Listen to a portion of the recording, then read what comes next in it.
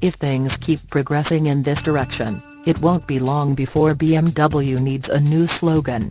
The ultimate driving machine only makes sense when the ultimate vehicular achievement is a car tailored solely for driving enjoyment.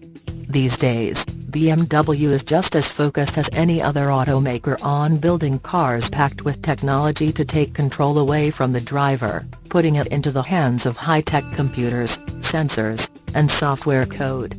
But the industry currently only has one foot into the autonomable revolution pool. For now, all those fancy self-driving aids still have buttons, which means the driver must choose to turn them on, or it can at least turn them off. The challenge for car companies, then, is to be at the forefront of technological advancement while still building cars that appeal to driving enthusiasts.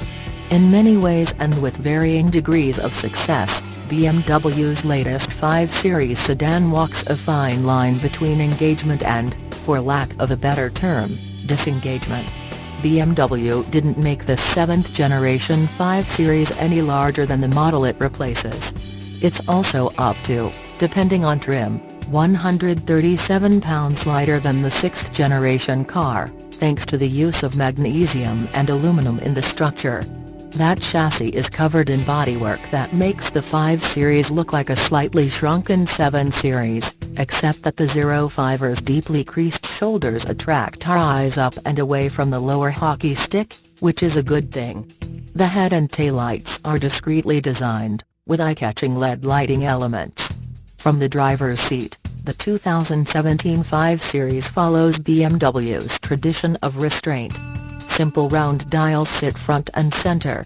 The inner quarter of those dials is part of an LCD cluster that mostly mimics the look of traditional gauges.